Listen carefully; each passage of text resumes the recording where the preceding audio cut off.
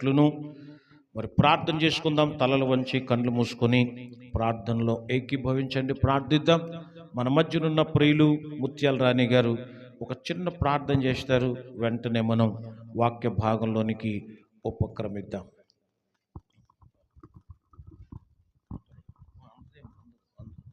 అమ్మ చేసేది తల్లి, ఈరోజు ఒకటే మైక్ ఉంది, ఇది అక్కడ వరకు అందదు. ఒక చిన్న ప్రార్థన చేసి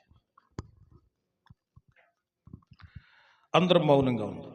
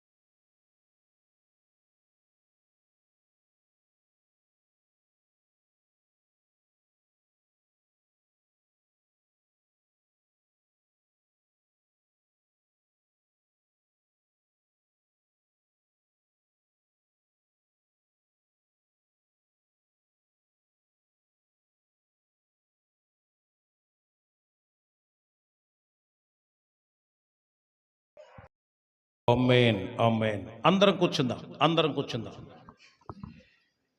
అందరం కూర్చుందాం. ఇంకెవరు బయటకు కానీ లోపలికి కానీ తిరగకూడదు. ఓకే, హలో, ఇంకెవరు బయటకు కానీ లోపలికి కానీ తిరగకూడదు. సిట్ రైట్ అయిపోలేక వాక్యం చెప్పే టైము స్టార్ట్ అయిందంటే ఇంకెవరు కూడా ఏ పనులు చక్కబెట్టకూడదు. వాక్యం మీద మాత్రమే కాన్సన్ట్రేట్ చేయాలి. మీ బైబిలు, మీ నోటు పుస్తకం తప్ప ఇక వేరే దృష్టి వ్యాపకం ఉండకూడదు. చూడండి, అందరూ కూడా బైబిల్ తెరచి ఈ ఆదివారం పూట మన ధ్యానం కొరకు దేవుని పరిశుద్ధ గ్రంథంలో నుండి అపోస్తులుడైనటువంటి భక్త పౌలు కొరింథీలకు రాస్తూ తన మొదటి పత్రిక 5వ అధ్యాయం 6, 7, 8 వచనాల్లో ఒక మంచి మాట ఈ విధంగా రాసిపెట్టారు. మీరు అతిశయపడుట మంచిది కాదు. పులిసిన పిండి కొంచెమైనను ముద్దంతయు పులియజేయునని మీరు ఎరుగరా? మీరు పులిపిండి లేనివారు గనుక క్రొత్త ముద్ద అవుటకై ఆ పాతదైన పులిపిండిని తీసి పారవేయుడి.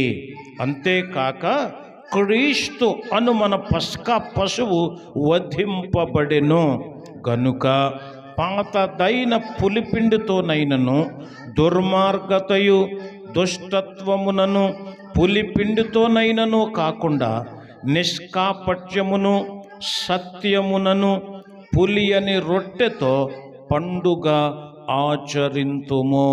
దేవుడి పరిశుద్ధ వాక్కును మనందరి వినికిడిలో దీవించి ఆశీర్వదించునుగాక. హల్లెలూయా. మొదటి శతాబ్ద కాలంలో కొరింథీ అనేటువంటి పట్టణం చాలా పెద్ద పట్టణం. ఆ పట్టణంలో దేవుని యొక్క ఆలయం ఒకటి ఉండేది. కొరింథీ ఆ రోజుల్లో బాగా ప్రసిద్ధి చెందిన పట్టణం కాబట్టి రవాణా సౌకర్యాలు బాగా ఉండేవి కాబట్టి వాణిజ్యానికి వ్యాపారానికి చాలా పెద్ద పేరు. అందుకని ఎక్కువ మంది వలస వచ్చి ప్రజలు అక్కడ నివసిస్తూ ఉండేవారు, అక్కడ జీవించేవాళ్ళు. వ్యాపారాలు బాగుండేవి, ఉద్యోగాలు బాగుండేవి, ప్రజల యొక్క శాతం కూడా బాగా పెరిగింది ఆ రోజుల్లో. అలాంటి చోట చాలా పెద్ద దేవాలయం ఒకటి ఉండేది. ఆ మందిరంలో దేవుణ్ణి ఆరాధించినటువంటి ప్రజలు కూడా చాలా ఎక్కువగా ఉండేవాళ్ళు. ఒక పక్క భక్తి పెరుగుతుంటే మరొక పక్కన విగ్రహారాధన కానీ, లేకపోతే భక్తిలో చేసే అతిశయం కానీ, గర్వం కానీ, భక్తిలో ఉండేటువంటి కొన్ని చాలా మందిలో భక్తి అంతా బాగానే చేస్తున్నారు. వాళ్ళందరూ కూడా భక్తి అంతా బాగా చేస్తున్నారు, కానీ చిన్న చిన్న లోపాలతో బాధపడుతున్నారట వాళ్ళందరూ. చిన్న చిన్న లోపాలు. అంతా బాగుంది, చాలా బాగుంది, కానీ ఏదో ఒక లోపం కొరింథీ సంఘంలో పౌలు భక్తుడు గమనించాడు. అలా గమనించిన తర్వాత వాళ్ళందరికీ అర్థం అవ్వాలనేటువంటి భాషతో ఈ మొదటి పత్రిక రాస్తూ, వాళ్ళందరికీ రొట్టెలు తినే అలవాటు ఉంది కాబట్టి, ముఖ్యమైన ఆహారము రొట్టె కాబట్టి రొట్టెతోనే ప్రారంభించి ఆయన పిండితోనే ప్రారంభించి, ఎందుకంటే ఆ పిండి పిసుకు తొట్టెల గురించి, ఆ పిండి చేయటం గురించి, రొట్టెలు చేయటం గురించి, పులిసినది ఎలాగుంటుందో పులియనిది ఎలాగుంటుందో బాగా ఎరిగిన వాడై వాళ్ళందరికీ కూడా ఒక అద్భుతమైనటువంటి పాఠాన్ని ఆయన తెలియచేశాడు. అదే ఈరోజు మనము ధ్యానం చేయబోతున్నాం. దేవునికి స్తోత్రం. హల్లెలూయా. ఆ భక్తుడు ఏం చెప్తున్నాడు అంటే మీరు అతిశయపడుట మంచిది కాదు. అంటే చాలామంది అందులో అతిశయపడేవాళ్ళు ఉన్నారు, గర్వపడుతున్నారు. కొంతమంది వాళ్ళ విద్యను బట్టో, ఉద్యోగాన్ని బట్టో, వ్యాపారాన్ని బట్టో, లేకపోతే చందాలను బట్టో ఏదో ఒక విధంగా గర్వపడుతున్నారట. ఆ గర్వం, ఆ అతిశయం అనేది మీకు మంచిది కాదు. ఎందుకంటే మీ భక్తి అంతా బాగుంది, మీరు చక్కగా చేస్తున్నారు, భక్తి చాలా బాగుంది, కానీ ఆ చిన్నదైనా సరే మీ జీవితాన్ని ఏం చేస్తుందంటే పాడు చేస్తుంది. కాబట్టి దాన్ని పులిసిన పిండితో పోల్చి కొంచెమైనను ముద్దంతయో ఏం చేస్తుందట, పాడు చేస్తుంది. కొంచెమే కానీ ముద్దంతా పాడు చేస్తుంది. కాబట్టి ఆ కొంచెములో మనం చాలా జాగ్రత్తగా ఉండాలి. భక్తిలో ఆ కొంచెం కూడా ఎందుకు తక్కువ అవ్వాలి? అది పౌలు యొక్క బాధ.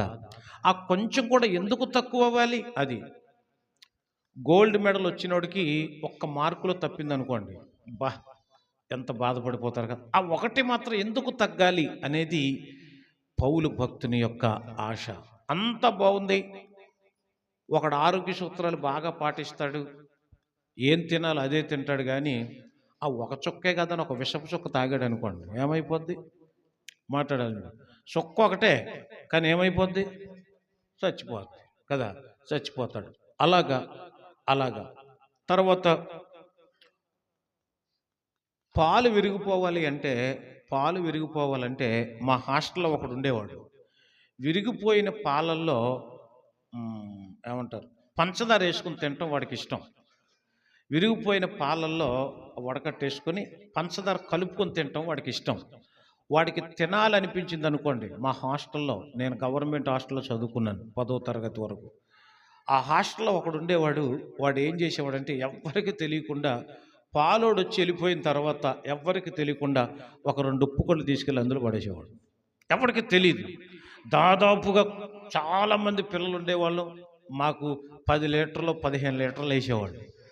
పాలు అలా పొయ్యి మీద పెట్టడం కొంచెం సెగ తగలగానే ఏమైపోయేది, మొత్తం ఇరిగిపోతే పాడేయటం తప్ప ఇంకేమీ ఇది కాదు. పాడేసేటప్పుడు మళ్ళీ ఈడే ఉండేవాడు. ఎందుకు సార్ పాడేస్తున్నారు, ఉండండి, ఇరిగిపోయిన దాన్ని కూడా మనం ఎలా వాడాలి అని వాడు అప్పటికే ఆ పంచదార ఇంటి దగ్గర నుంచి తెచ్చేవాడు కొనేవాడు, కానీ మొత్తానికి పంచదార దాచి ఆ పంచదార అందులో కలిపి తింటుంటే మాకు కూడా పెట్టేసేవాడు. అది నిజంగా నాది ఏదో చక్కగా ఏదో జున్ను తిన్నట్టు, లేకపోతే ఏదో అదొక స్పెషల్ వంటకం తిన్నట్టుగా అనిపించేది అనమాట. అలాగ పాలు విరిగిపోయిన ప్రతిసారి కూడా అలాగే జరిగేది. ఆ తర్వాత ఒకరోజు గంగరాజు గారని మా వంట కుక్కు, ఆ వంట చేసే అతని పేరు గంగరాజు. అతనికి అనుమానం వచ్చింది, ఇన్నిసార్లు విరిగిపోవటం అసంభవమే, ఏదో ఒక్కోసారి అంటే పర్వాలేదు కానీ ఏంటి ఇన్నిసార్లు అని అతను కావాలని ఒకరోజు కాపు కాశాడు. పాలు వచ్చిన తర్వాత ఎవరికి కనపడకుండా చాటును దాక్కుని చేస్తుంటే ఇంకెవడుంటాడు, వాడే దొంగ. ఆడి పేరు రాజుబాబు. రాజుబాబు కూడా వచ్చేసి ఉప్పు తీశాడు. సరిగ్గా దాంట్లో వేసేపోతుంటే వెనకాల కర్రచ్చుకుని వేసాడు చేతి మీద ఒకసారి. ఇక వాడిని వార్డెన్ దగ్గర నిలబెట్టారు. ఇక ఆ రోజంతా వాడికి చాలా భయంకరమైన శిక్ష ఇచ్చారు. ఇక ఫస్ట్ అండ్ లాస్ట్ వార్నింగ్, నీకు ఇంకొకసారి కానీ ఇలాంటి పని చేస్తే టీసీ ఇచ్చి పంపించేస్తానని మా హాస్టల్ వార్డెన్ గారు అతను బెదిరించారు. ఇక అక్కడి నుంచి వాడు రెడీ అయిపోయి ఒకటే ప్రార్థన చేసేవాడు. ఏంటో ప్రార్థన అంటే, ప్రభువా ఎప్పుడన్నా పాలు ఇరిగిపోతే బాగున్నాయినా అని. ఉప్పు కలపడం మానేశాడు. ఏమని ప్రార్థన చేసేవాడు, పాలు ఇరిగిపోయినాయి అనుకోండి, వాడు ప్రార్థనకు దేవుడు ఏమిచ్చినట్టు అనమాట, జవాబు ఇచ్చినట్టు అలాగ అనుకునేవాడు. సో ఇదంతా నేను ఎందుకు చెబుతున్నానంటే విషపు చుక్క కొంచెమైనా మిగిలిన శ్రేష్టమైనదంతా చెడగొట్టేస్తుంది. అలాగే పాలు తోడి పెట్టేటప్పుడు తోడు చుక్క ఒకటే వేస్తాం, లేకపోతే ఒక 2 చుక్కలు వేస్తామేమో. ఆ పాలన్నీ కూడా పెరుగుగా మారిపోవడానికి కొంచెం తోడు చుక్కలు ఉపయోగపడినట్లుగా మీ భక్తి, మీరు ఎంత భక్తి చేస్తున్నా, ఇంత ప్రత్యేకమైన భక్తి చేస్తున్నా, ఇంత నియమ నిబంధనలతో ఉన్న ఇదంతా బూడిదలో పోసిన పన్నీరు అయిపోవాలంటే కొంచెం చాలు. అందుకని ఆ కొంచెము కూడా మీలో లోపము లేకుండా ఉండాలి. కొంచెము కూడా లోపం లేకుండా ఉండాలి. అందుకని నేను ఈ మాటలు రాస్తున్నానని చెప్పి ఆయన ఎంత చక్కగా రాశాడు అంటే పులిసిన పిండి కొంచెమైనను ముద్దంతా పులి చేయనని మీరు ఎరగరా? మీరు పులిపిండి లేనివారు, మీలో ఇక పులిసింది లేదు. పాతదైన పాపం, పాతదైన శాపం, పాతదైన చెడ్డలవాట్లు ఇవన్నీ తీసి పారయండి. మన పస్కా బలి పశువు వధించబడింది.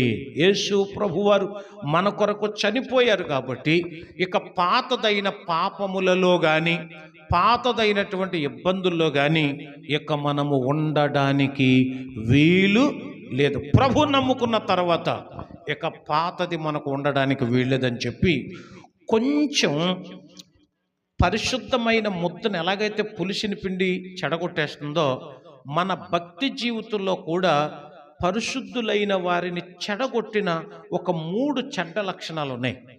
ఆ 3 గురించి చెప్పి నేను వెంటనే ప్రార్థన చేస్తాను. పులిపిండికి సంబంధించినదంటే కొంచెము. ఆ కొంచెం ఏం చేస్తుంది అని అంటే, మొట్టమొదటిగా మీరు జాగ్రత్తగా ఆలోచన చేస్తే, పులిసిన పిండి గురించి మనం చదువుకున్నాం కాబట్టి పులిసిన పిండి యొక్క మొదటి లక్షణాన్ని యేసు ప్రభువారు ఒక సందర్భంలో చెబుతూ లూకా భక్తుడు చాలా చక్కగా రాశాడు తన గ్రంథంలో 12వ అధ్యాయం 1వ వచనంలో. అంతలో ఒకనినొకడు త్రొక్కుకొనున్నట్లు వేల కొలది జనులు కూడినప్పుడు ఆయన తన శిష్యులతో మొదట ఇట్లని చెప్పసాగెను, పరిసయ్యుల వేషధారణ అను పులిపిండిని గూర్చి జాగ్రత్త పడుడి. దేవునికి స్తోత్రం, హల్లెలూయా. వాళ్ళు రహస్యంగా పరిసయ్యులు ఏం చేస్తున్నారయ్యా అంటే పైకి భక్తి అని చెబుతున్నారు తప్ప నిజమైనటువంటి భక్తి వాళ్ళలో లేదు. అందుకని వాళ్ళ పరిసయ్యులను గురించి ప్రభు చెబుతూ అన్నాడు, వేషధారణ అనే పులిపిండిని గురించి మీరు చాలా జాగ్రత్తగా ఉండాలి అనే మాట ప్రియులరా ఆయన మనకు తెలియచేశారు. కాబట్టి ఈరోజు మనం నేర్చుకునే మొదటి విషయం ఏంటయ్యా అంటే, వేషధారణ కొంచెమైనను, వేషధారణ అనేది కొంచెమైనను పరిశుద్ధమైన మన భక్తి జీవితం అంతటిని ఏం చేస్తుంది? చెడగొట్టేస్తుంది, చెడ్డవాళ్ళగా చేసేస్తుంది. అందుకని నటించకండి. ప్రభు మొదటి నుంచి ఏం చెప్పాడంటే, వ్యభిచారం చేసే స్త్రీలను క్షమించి పరిశుద్ధులుగా చేసి పునీతులుగా చేసి ప్రభు ఈ లోకంలోకి రావటానికి వాళ్ళ యొక్క గర్భాలను కూడా ప్రభు వాడుకున్నాడు. ఎంత గొప్ప విషయం అది, ఎంత గొప్ప విషయం కదా. రాహాబ్ అనే వేశ్య ప్రియుల యేసు ప్రభు ఈ లోకంలోకి రావడానికి తన గర్భాన్ని కూడా ప్రభు వాడుకున్నాడు. కారణం ఏంటంటే, ఆ తల్లి మారిన తర్వాత ఇంకెప్పుడు వేషధారణతో నటించలేదు.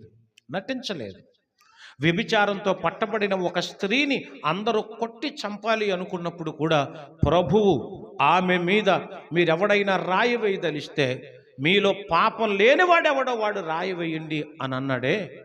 ఎవడికి వాడే రాళ్ళు వదిలేసి పారిపోయారు. ప్రభువు కూడా ఆమెను శిక్షించలేదు.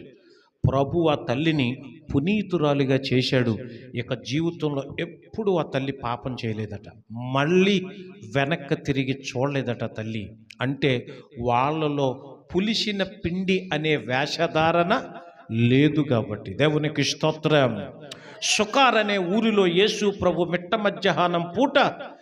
మధ్యాహ్నం పూట ప్రభువారు అక్కడ యాకోబు బావి దగ్గర ఒక్కడే ఉన్నప్పుడు సమరయ స్త్రీ, 5 పెనిమిట్లను కలిగినటువంటి సమరయ స్త్రీ అక్కడకు వెళితే ఒక సంకర జాతికి చెందిన ఆ స్త్రీతో ప్రభు మాట్లాడి తన పాపపు కొండను అక్కడ వదిలేసిన తర్వాత ప్రభు చెప్పాడు, అమ్మ, దేవుణ్ణి ఆరాధించే వాళ్ళు ఎప్పుడు కూడా ఆత్మతోనూ సత్యముతోనూ, వేషధారణతో కాదు, పైకి కనిపించేటట్లు కాదమ్మా, ఆత్మతో సత్యముతో ఆరాధించాలనే గొప్ప సత్యాన్ని ఆ తల్లి గ్రహించిన వెంటనే యేసు ప్రభు సత్య సువార్త చెప్పడానికి సత్యమైనటువంటి మెస్సయ్య అని గమనించిన ఆ తల్లి తన పాపపు కొండను వదిలేసి ఆ ఊరిలోకి వెళ్ళి ఊరి వాళ్ళందరికీ సువార్త చెప్పింది. జీవితంలోకెప్పుడు మరలా వెనక్కి తిరిగి తన వ్యభిచార వృత్తిని ఆ తల్లి కొనసాగించలేదు. దేవునికి గట్టిగా స్తోత్రం చెబుతాము. హల్లెలూయా. ఒకడు చుట్ట మానేశాడు అనుకోండి, ఆ చుట్ట జోలి ఇంకా సత్తే మరలా దాని జోలికి అసలు ఇక వెళ్ళకూడదంతే. వెళ్ళావు అంటే అదొక్కడు చాలు నీ కొంప కొల్లేరు చేయడానికి కదా, నీ కొంప కొల్లేరు చేయడానికి అదొక్కడు చాలు. ఇలాంటి చిన్న చిన్న అలవాట్లు ఉన్నాయి కొంతమందిలో. వేషధారణ అన్నాడు దీన్ని, వేషధారణ అన్నాడు ప్రభు. ఇంకా స్పష్టంగా ఒకవేళ గుచ్చుకుంటే గుచ్చుకోవచ్చేమో కానీ వేశ్యలను క్షమిస్తాను అన్నాడు. వేశ్యలను క్షమిస్తాను అన్నాడు, కానీ ఎవరిని క్షమించాడట? మాట్లాడాలి మీరు. వేషధారులను క్షమించాడు. అంటే ఇప్పుడు నాకు విషయం మీరు క్లియర్గా చెప్పాలి. వ్యభిచారం పాపమా, వేషధారణ పాపమా చెప్పాలి మీరు. మాట్లాడాలి మీరు. వేషధారణ అంటే వ్యభిచారం పాపం కదా, అలాగంటే ఎవరు పడతాలు చేసేస్తారు కదా, మరి లేనిపోని గొడవ కదా. వ్యభిచారం పాపమా, వేషధారణ పాపం అంటే రెండూ పాపమే కానీ వ్యభిచారం కంటే అత్యంత ఘోరమైన పాపం వేషధారణ. నటించటం దేవుడికి అసలు ఇష్టం ఉండదు. అది అలా నటించి చివరికి పేక ఊరేసుకున్నాడు యోధా ఇస్కరియోతు. అంతే కదా. అక్కడికి వెళ్ళి ఆ డ్రామా, ఇక్కడికి వచ్చి ఈ డ్రామా ఎంతకాలం నడుస్తుంది? నడవనే ఏదో ఒక రోజు ఉంటుంది. గతంలో కూడా నేను చెప్పాను ఒకసారి చెప్పాను నేను. పావురాలన్నీ మీటింగ్ పెట్టుకుంటేనట ఆ పావురాల గుంపులోనికి కాకొకటి పైనుంచి వెళుతూ జారి పడిపోయి సున్నం వేసే బకెట్లో పడిపోయిందంట. సున్నం బకెట్లో పడిపోతే ఇప్పుడు కాకి ఎలాగైపోయింది? మాట్లాడడం లేదు మీరు. కాకి ఎలాగైపోయింది? తెల్లగా అయిపోయింది. అది అనుకుందంట, నేను కూడా తెల్లగానే ఉన్నాను కాబట్టి పావురాల మీటింగులో నేను కూడా పావురాలు నివసించే చోటే నివసిస్తా. కాకిని అందరూ తిడుతున్నారు, పావురం మంచిది అంటున్నారు కాబట్టి వేషం వేసుకుని వెళ్ళిపోయింది అక్కడికి. వెళ్ళిపోతే పావురాలన్నీ వింతగా చూసాయి. ఎందుకంటే దాని ముక్కు కొంచెం పొడవుగా ఉందట. ఏంటి నీ ముక్కు అలాగుందేంటి అందంట అక్కడికి ఒక పావురం. అంటే నేను కొంచెం ఎక్కువ పొడుస్తుంటాను, అందుకని నా ముక్కు కొంచెం సాగి అలాగైపోయింది అందట. ఆ తర్వాత నీ రెక్కలేంటి కొంచెం పొడవుగా ఉన్నాయి, మాకంటే కొంచెం దొడ్డుగా ఉన్నావే అని అంటే, ఏమి లేదు నేను కొద్దిగా ఎక్కువ ఎగురుతుంటాను, అందుకని నా రెక్కలు కొంచెం సాగాయి అందట. ఆ తర్వాత పావురపు స్వరం వేరు, కాకి స్వరము వేరు. నోరు తెరిచినప్పుడు కాకి స్వరం ఎలా ఉంటుంది? అలా ఉంటుందా? మరి పావుర స్వరం ఎలా ఉంటుంది? చాలా మృదువుగా ఉంటుంది కదా. ఎలా ఉంటుందో మనం చెప్పలేము. పావురం అలా ఉంటుంది. పావురాలన్నీ అడిగినాయి అంట, ఏంటి నీ గొంతేంటి అలాగుంది అని అంటే, నేను ఎక్కువగా మా అత్తగారితో పోట్లాడుతుంటాను, అందుకని నా గొంతు కొంచెం అలాగైపోయింది అంతే తప్ప ఏమి లేదు. నేను పావురానే. ఏంటి అందరూ అనుమానంగా చూస్తున్నారేంటి నా ఇంకా అంటే నేను మీ దగ్గర ఉండకూడదా? నా రూపు చూడండి, నా షేప్ చూడండి, నా వేషం చూడండి అని అందట. లేదు లేదు లేదు, కానీ స్వరంలో తేడా వస్తే కొద్దిగా అనుమానం వచ్చింది, ముక్కులో తేడా వస్తే కొద్ది అనుమానం వచ్చింది. లేదు లేదు సరే సరే ఏమనుకోకే వెళ్ళిపోకే అన్నారట. ఎందుకంటే అలిగిపోయి వాళ్ళు ఎక్కువ మంది ఉన్నారు ఈ రోజుల్లో. అది ఇంట్లోంచైనా వెళ్ళిపోతున్నారు, సంఘాల్లోంచైనా వెళ్ళిపోతున్నారు. అందుకని సరే సరే అలాగొద్దులే మా గుంపులోనే ఉండు అన్నారట. సరే పావురులాగా నటిస్తుంది, నడక కూడా కొంచెం తేడా వచ్చిందంటే, ఏంటి నీ నడక ఏంటి తేడాగా ఉందంటే, నేను కొంచెం వయ్యారంగా నడుస్తానులే, నా నడక అంతే అందట. ఇలాగ అన్ని మేనేజ్ చేసుకుంటూ వచ్చిందట. ఒకరోజు ఆకాశం మేఘం పట్టిందట, ఉరిమిందట, చినుకులు మెల్లగా మొదలయ్యాయట. ఎప్పుడైతే వర్షం వచ్చిందో ఆ వర్షానికి ఒక్కసారిగా ఆ వర్షపు చినుకులన్నీ పావురాల మీద పడ్డాయి, కాకి మీద పడ్డాయి. వెంటనే దానికున్న రంగు మొత్తం బయటపడిపోయింది. అమ్మ దొంగ, ఇంతకాలం మా మధ్యలోనే ఉండి మమ్మల్ని మోసం చేసి ఇలా చేస్తావే నువ్వు అని అందరూ కలిసి అప్పుడు పట్టుకున్నారు దాన్ని. అప్పుడు అన్నదట, నేను కాకినే పావురమును కాదు. అంటే ఈ రోజుల్లో భక్తిని కూడా వేషం వేసేసి అందరికంటే భక్తిపరులాగా నటించే వాళ్ళు ఎక్కువైపోయారు. కడవరి వర్షం తొలకరి వర్షం అని ఒకటి అంటారే, ప్రభు వర్షం ఒకటి ఇస్తాడు, ఉగ్రత ఒకటి వస్తుంది. అది వచ్చినప్పుడు అసలు రంగేంటో బయటపడుతుంది. దేవునికి స్తోత్రం, హల్లెలూయా. కాబట్టి నటించే వాళ్ళందరూ కూడా సాగినంతసేపు నటిస్తారు, బయటపడిన తర్వాత ఏమైపోతావు. కాబట్టి వ్యభిచారం కంటే వేషధారణ అత్యంత ఘోరమైన పాపం. అది కొంచెం ఉన్నా సరే, నీ దాంట్లో కొంచెం ఉన్నా సరే నీ భక్తి మొత్తాన్ని పాడు చేస్తుంది. పులిసిన పిండితో సమానం అది. దయచేసి ఆ కొంచెమును తీసివేయమని ఈరోజు ప్రభు మనకు నేర్పిస్తున్నాడు. దేవునికి స్తోత్రం. కాబట్టి ఇదే ప్రార్థన చేయాలి ఈ ఆదివారం మొదలుకొని. ప్రభువా, నేనంతా బాగా చేస్తున్నాను, ఒక్కొక్కసారి నటించేస్తున్నాను, ఆ వేషధారణ నాలో లేకుండా చేయి ప్రభువా. నటించకూడదు, అలా చేయి నాయన అని మనం ప్రార్థన చేస్తే వేషధారణ లేని భేషరతుగా యథార్థవంతులుగా యేసయ్య ముద్దు బిడ్డలుగా మనం పెరుగుతాం. అది దేవునికి చాలా ఇష్టమవుతుంది. దేవుని నామానికి స్తోత్రం, హల్లెలూయా. ఎందుకంటే ప్రభువు ముసుగు లేని ముఖాలతో మనల్ని చూడడానికి వస్తున్నాడు. ఆయన వచ్చినప్పుడు ఏ వేషధారి తప్పించుకోలేడు. ఆయన ముఖం తేటగా చూస్తాడు. అప్పుడు మనం ఏమీ చేయలేం. కాబట్టి అలా నటించకూడదు. నిజంగా మనం ప్రార్థన చేస్తూ కొరింథీ సంఘానికి ఆయన తెలియచేస్తున్నటువంటి మాటది. మొట్టమొదటిది వేషధారణ అనే కొంచెంని మనం తీసి పక్కన పెట్టేస్తే మిగతాదంతా బాగుంటుంది. దేవునికి స్తోత్రం, హల్లెలూయా. నెంబర్ 2, రెండవది త్వరగా చెప్తాను నేను, ఎందుకంటే టైం చాలా తొందరగా పరిగెడుతుంది. సామెతల గ్రంథంలో 6వ అధ్యాయంలో ఒక అద్భుతమైన మాట నేను ఒకటి చూశాను. ప్రియులారా, ఈరోజు మన సందేశానికి దాన్ని ఒక వచనంగా నేను దాన్ని ఏర్పాటు చేసుకున్నాను. 6వ అధ్యాయంలో ఒక మంచి మాట ఈ విధంగా రాయబడి ఉంది. దయచేసి దాన్ని మనం చూద్దాం. 10వ వచనం చదువుతారా? ఇక కొంచెము నిద్రించెదను, కొంచెము కునికెదనని, కొంచెము సేపు చేతులు ముడుసుకొని పరుండెదనని నీ వనుచుందువు. అందుచేత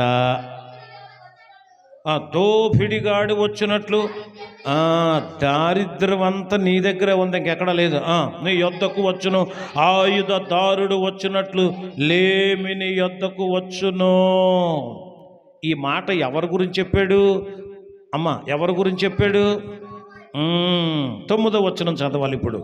సోమరి, ఎందాక నీవు పండుకొని ఉందువు, ఎప్పుడు నిద్ర లేచెదవు? తర్వాత 6వ వచనం చదవండి. సోమరి, చీమల యొద్దకు వెళ్ళుము, వాటి నడతలు కనిపెట్టి జ్ఞానం తెచ్చుకొనుము. వాటికి న్యాయాధిపతి లేకున్నాను, విచారణకర్త లేకున్నాను, అధిపతి లేకున్నాను. అవి వేసవి కాలమందు ఆహారమును సిద్ధపరచుకొనును, కోత కాలమందు ధాన్యము కూర్చుకొనును. కాబట్టి సోమరి, ఎందాక నువ్వు పండుకుంటావు, ఎప్పుడు నిద్ర లేస్తావు? ఇంకా కొంచెం పడుకుంటా, ఇంకా కొంచెం కునుకుతా, ఇంకా చేతులు ముడుచుకొని పడుకుంటాను అనుకుంటున్నావు. ఈ లోపులో దోపిడిగాడు వచ్చేసినట్లు దరిద్రుని నీ దగ్గరకు వచ్చేస్తుంది. దేవునికి స్తోత్రం. మాట్లాడాలి మీరు.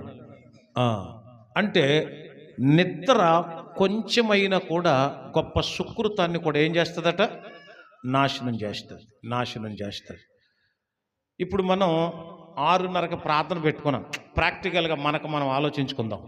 ఎవరి గురించో చెప్పుకోవటం ఎందుకు? మనం 6:30కి ప్రార్థన పెట్టుకున్నాం. 6:30కి కరెక్ట్గా రావాలి అంటే మీరు ఎప్పుడు స్టార్ట్ అవ్వాలి? మాట్లాడాలి మీరు, చెప్పాలి.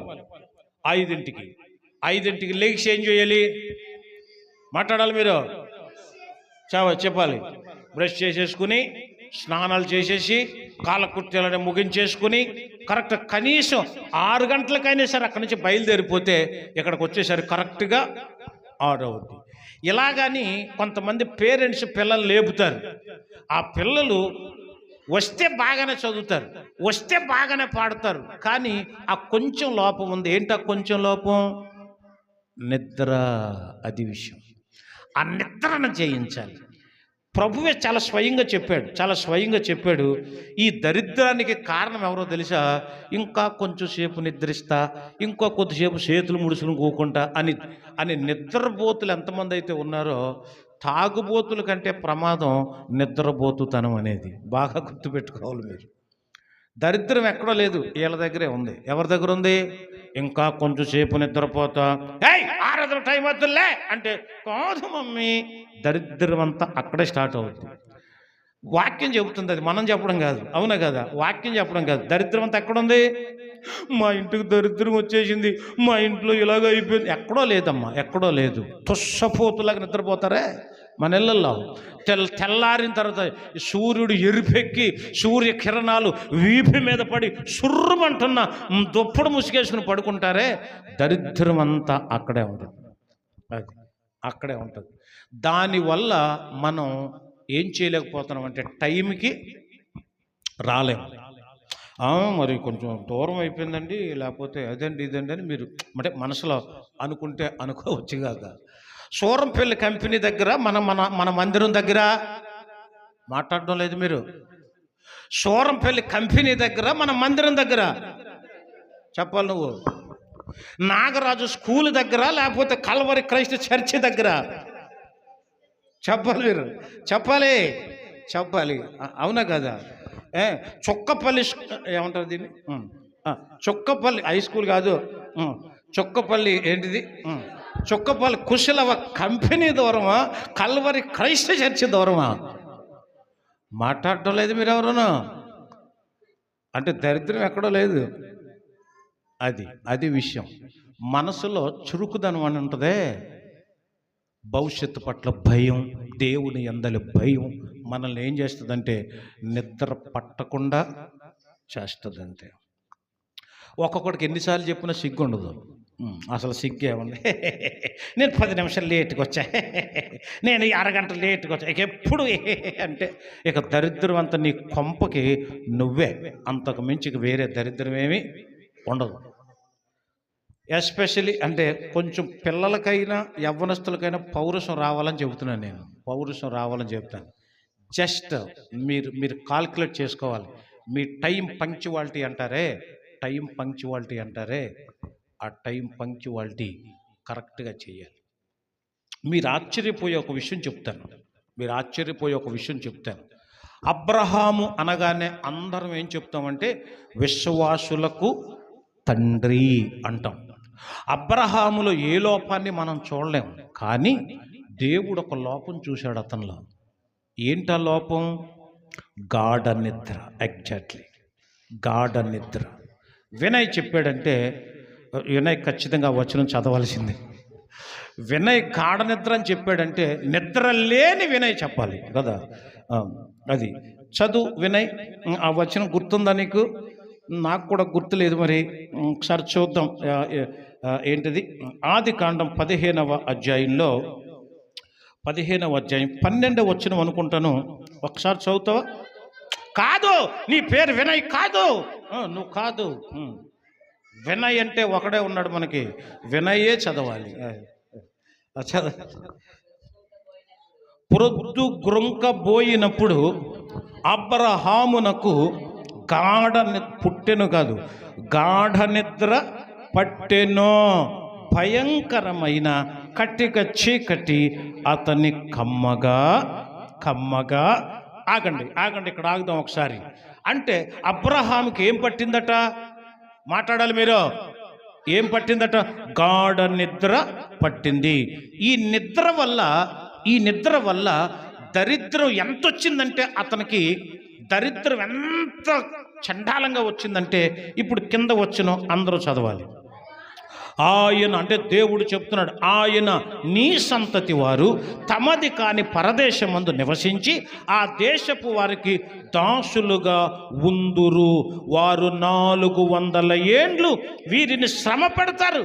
వీరు ఎవరికి దాసులవుదురో ఆ జనమునకు నేనే తీర్పు తీర్చెదను. అంటే ఇశ్రాయేలీల ప్రజలు 400 ఏండ్లు పరదేశంలో, ఐగుప్తు దేశంలో దరిద్రతను, కరువును, ఇబ్బందిని, అనారోగ్యాలను, జబ్బులను, ఆ కరువును, కట్టిక చీకటిని ఎవరి వల్ల అనుభవించారంటే ఒకే ఒక్క గాఢ నిద్రపోయిన అబ్రహాము వల్లే. దేవుడు చెప్పాడు, నేను వచ్చేటప్పుడు మెలకువగా ఉండాలి నువ్వు అన్నాడు. ఆ అధ్యాయం అంతా చదివితే చాలా బాగుంటుంది. బలిమ్మన్నాడు దేవుడు. బలి కోసం కొన్ని జంతువులు, కొన్ని పక్షులు సిద్ధం చేశాడు ఆయన. అవి ఇచ్చేటప్పుడు ఆయన ఇమ్మన్నవన్నీ ఇవ్వలా. ఇదంతా మళ్ళీ వేరే సబ్జెక్ట్ కాబట్టి దీన్ని నేను ఎక్కువగా చెప్పడం లేదు, టైం అయిపోయింది, చెప్పడం లేదు. తర్వాత ఆయన వచ్చేసరికి నిద్రపోయాడు. ఆ నిద్ర దేవునికి ఇష్టం అవ్వాల. నేను వచ్చేటప్పుడు మెలకువగా ఉండవా అని చెప్పి దేవుడు అబ్రహామును బట్టి తన యొక్క ప్రజలందరినీ కూడా ఏం చేశాడు? శపించాడు. కాబట్టి గాఢ నిద్ర అన్నిటికంటే మించిన దరిద్రం. కాబట్టి ఆ దరిద్రతని ఈరోజు మన సంఘ బిడ్డలందరికీ దూరమగునుగాక. గట్టిగా చెప్పండి. గాఢ నిద్ర దూరమగునుగాక. సోమరి పోవునుగాక. సోమరితనం పోవునుగాక. ఇది ఒకటేమో కొంచెం వేషధారణ, రెండవది కొంచెం నిద్ర. ఈరోజు ధ్యానం చేసేద్దాం. మూడవది అసలైన టాపిక్ ఒకటి ఉంది. టైం ఏమో అయిపోయింది మరి, కానీ అయినను ఆ మాట చూపించి నేను ప్రార్థన చేస్తాను. ఓకేనా? కొంచెం 25వ అధ్యాయం ఆదికాండంలో 25వ అధ్యాయంలో ఒక మంచి మాట ఒక అతని గురించి రాయబడింది. 30వ వచనం త్వరగా చదివండి. అమ్మా, నువ్వు అలసిపోయినావా? నేను అలసి ఉన్నాను. ఆ ఎర్రగానున్న దానిలో కొంచెము దయచేసి నాకు పెట్టము. ఇక్కడ మనం బాగా గమనించాలి. నేను అలసి ఉన్నాను అంటే ఒకడు అంటున్నాడు, ఎవడో ఒకడు అంటున్నాడు, నేను అలసి ఉన్నాను. ఆ ఎర్రగా నున్న దానిలో ఇక్కడ కొంచెము అనే మాట మీరు అండర్లైన్ చేయాలి. కొంచెము దయచేసి నాకు పెట్టుమని అడిగాను, అందుచేత అతని పేరు ఎదోమనగా ఎర్రనివాడు అని అర్థం. ఈ యాకోబు ఎర్రని కూర తయారు చేస్తున్నాడట. వంటకం చేస్తుంటే ఈ ఏశావు ఆకలిగా ఉండి అడిగాడట, అరే నాకు కొంచెం పెట్టరా అని చెప్పి. లేదు ఇది పెట్టనేను, అలా పెడితే మరి నీ జ్యేష్ఠత్వ అప్పు నాకు ఇస్తావంటే నేను చనిపోతున్నాను, అసలు అది నాకెందుకని జ్యేష్ఠత్వపు హక్కును కూడా అతడు మరి అమ్మేశాడు. అంటే దీనికి నేను ఏమని పేరు పెట్టానంటే కొంచెం తిండిపోతుతనం. ఏమంటారు దీన్ని? మీరు గూగుల్లో కొట్టండి, గ్లటన్ అనే పదం ఇంగ్లీష్లో. గ్లటన్ అంటే తిండిపోతుతనం అని అర్థం. మంగోలియా దేశంలో కప్పలు ఉంటాయట. ఆ కప్పకు కడుపు నిండా తినటం అలవాటట. తినేసిన తర్వాత ఎవరైనా తింటే ఎక్కడ దాకా తింటామమ్మా? ఎక్కడ దాకా తింటాం? కడుపు నిండేదాకా తింటాం. మా ఎక్కువైతే పీక దాకా తిన్నావేంట్రా అంటారు చాలామంది.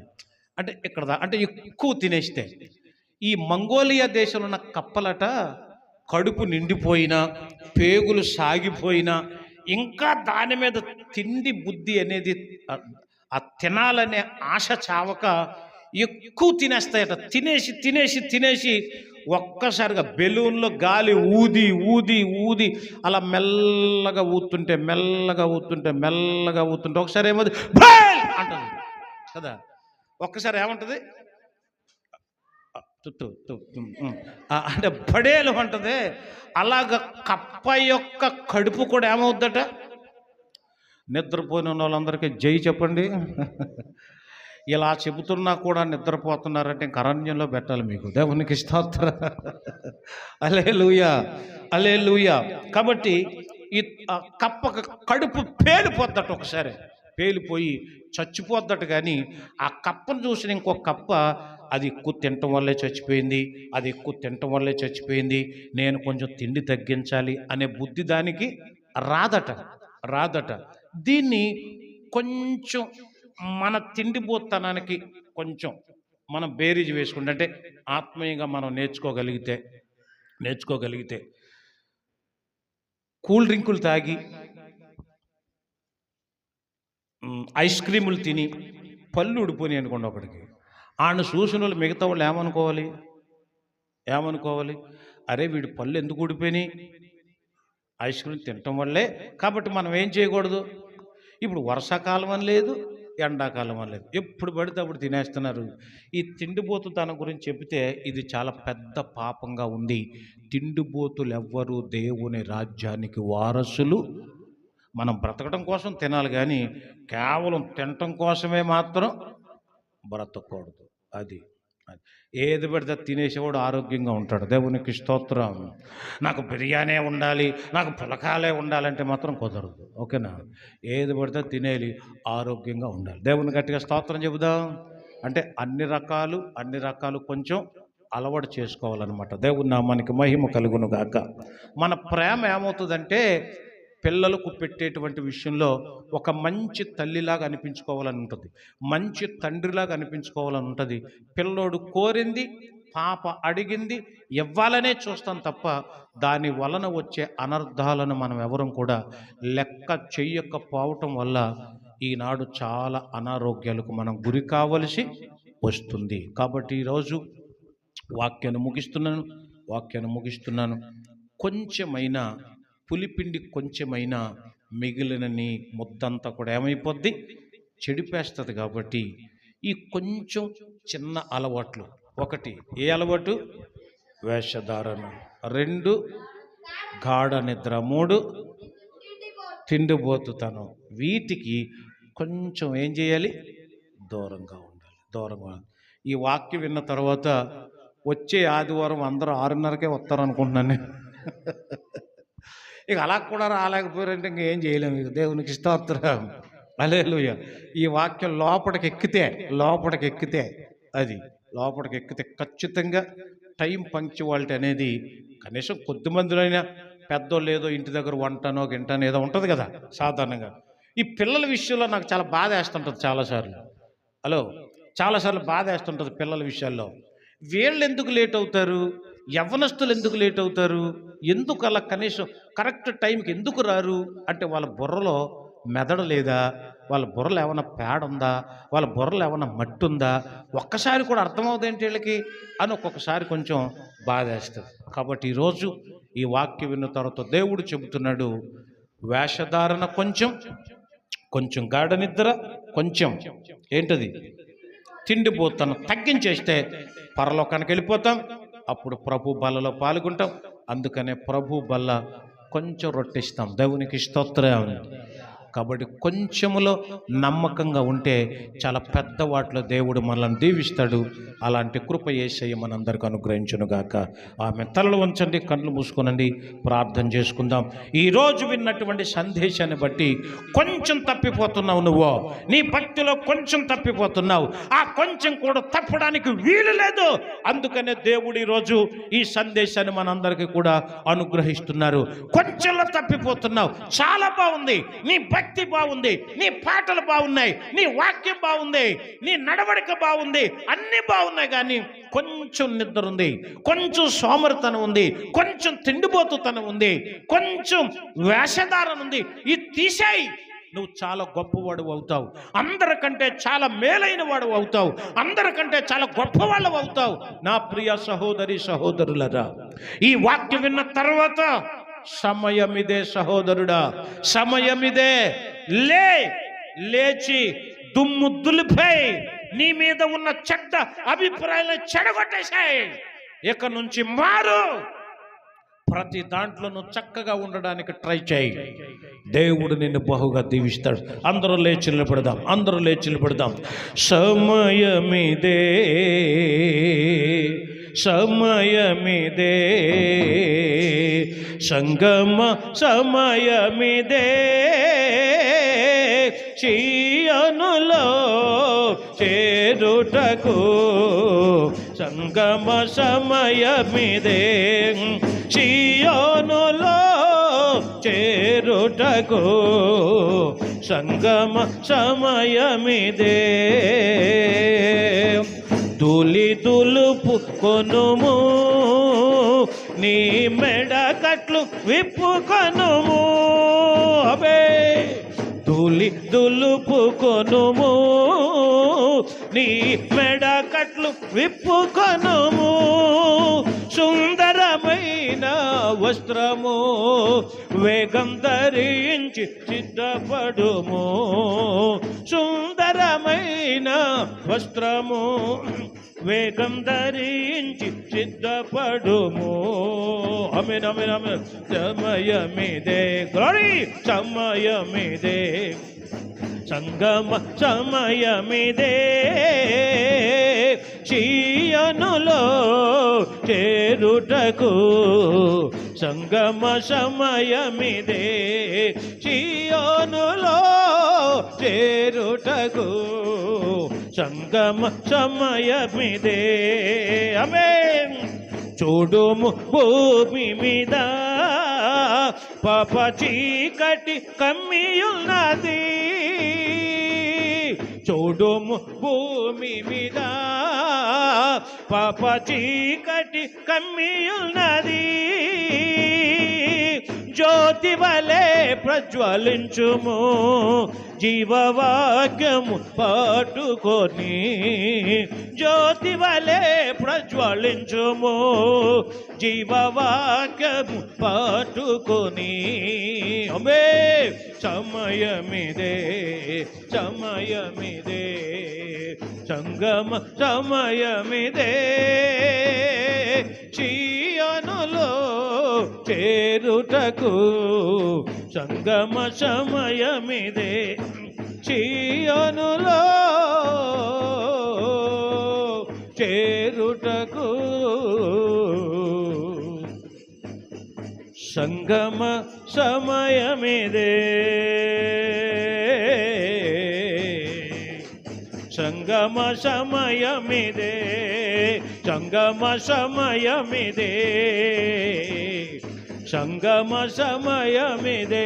హల్లెలూయా. గట్టిగా చెప్దాం, అందరు గట్టిగా దేవునికి స్తోత్రం చెప్దాం. హల్లెలూయా, హల్లెలూయా. పులిపిండి కొంచెమైనా ముద్దంతా చెరిపేస్తుంది కాబట్టి వేషధారణ కొంచెమైనా నువ్వు తీసేయి. గాఢ నిద్ర కొంచెమైనా, సోమరి తీసేయి. కొంచెం తిండిపోతుతనం నిన్ను దేవుడికి దూరం చేస్తుంది. నీ భక్తిలో దేవుడికి దూరం చేసే ఆ కొంచెం బలహీనతలు తీసేయి. దుమ్ము దులిపై తూలు దులుపుకో. వేగంగా సుందరమైన వస్త్రం ధరించు. జీవ వాక్యమును చేతపచ్చుకో. సుందరమైన వారిగా మనం అర్పించబడదాం. దేవుని కృపను పొందుకుందాం. దుమ్ము దులుపుకొనుము, నీ మెడకట్లు విప్పుకో. దేనికి బానిసైపోయావో అది నాశనం చేశాయి. దేనికి కట్టబడిపోయావో దాని నుంచి దూరంగా అవు. దేవుడికి దూరం అవుతున్నావు, మిగతా వాటన్నిటికీ దగ్గర అవుతున్నావు. నీ క్యారెక్టర్లో, నీ భక్తి జీవితంలో చాలా బాగుంది, చాలా బాగుంది. కానీ చిన్న చిన్న బలహీనతలు ఉన్నాయి. వాటికి దూరం అయితే యేసే నేను చాలా మెచ్చుకుంటాడు. ఇక్కడ మనుషుల మెప్పు కాదు, దేవుడి మెప్పు నీకు చాలా బాగుంటుంది. ఇది నిజంగా నువ్వు కోరుకుంటే, నిజంగా ఆలోచిస్తే ఒక్క నిమిషం ప్రార్థన చేయాలి. ప్రేమ కలిగిన మా తండ్రి, మీకు వందనాలు ప్రభువా. ఈరోజు కొంచెము పిలిచిన పుండి, కొంచెం పులిసిన పిండి అనే మాటలు ఒకవేళ నా కోసమే చెప్పారేమో దేవా. ఈ సందేశం ఒకవేళ నా కోసమేమో. నేను నాలో వేషధారణ కొంచెం ఉందేమో నాయన, నాలో నిద్రమత్తు కొంచెం ఉందేమో, సోమరితనం కొంచెం ఉందేమో, తిండిపోతుతనం కొంచెం ఉందేమో. తిండి కోసం కొన్ని సంఘాలు ఇడిపోతున్నాయి. భోజనాల దగ్గర గొడవలు వచ్చి కొన్ని సంఘాలు కూడా స్థాపించబడుతున్నాయి. కేవలం తిండి దగ్గర, ఫలహారం దగ్గర. ఆ తిండిపోతుతనం మానేయండి. ఆ తిండిపోతుతనం మానే, మీ భక్తికి మంచిది కాదు. సోమరితనం, కేవలం ఆ నిద్రే క్రమంగా ఉండే నీ జీవితాన్ని అక్రమం చేసేస్తుంది. దాన్ని జయించు ప్రభు. అలాంటి శక్తిని నాకు దయచే ప్రభు అని మనందరూ ప్రార్థిద్దాం. ప్రేమ కలిగిన మా తండ్రి, మీకు వందనాలు స్తోత్రాలు చెల్లిస్తున్నాం. ఇదిగో తండ్రి, ఈరోజు మీ సన్నిధిలో మీరు మాకు ఇచ్చిన వర్తమానం కొరకే స్తోత్రాలు. పులిసిన పిండిని కొంచెమైనా చెడిపేస్తుందని, కొంచెం వేషధారణ, కొంచెం నిద్ర, కొంచెం తిండిపోతుతనం మా భక్తిని చెడగొట్టి మీకు దూరం చేస్తుంది. కాబట్టి దాని నుండి మేము దూరంగా ఉండడానికి మాకు సహాయం చేసి మీరే మహిమను పొందమని, మీ సేవకుడిగా నా ప్రార్థన ఆలకించి అంగీకరించి మీరే మహిమను పొందమని యేసయ్య పరిశుద్ధ నామములో ఇప్పుడు కానుకలు పట్టబోతున్నాం. ప్రతి కానుకను 30 60 100 ఫలింపచేసి సహాయపడమని యేసయ్య పరిశుద్ధ నామములో ప్రార్థిస్తున్నాము తండ్రి. ఆమేన్. ఇది మన దేవునికి కానుకలు సమర్పించేటువంటి సమయం. ఈ సమయంలో మనందరం కూడా కానుకలు సమర్పిస్తూ ప్రభుకు ముందుకు వెళ్దాం. ఆ కానుకలు పాట పాడుతుండగా మనందరం కూడా కానుకలను సమర్పిద్దాం. రండి, వెళ్ళాలి.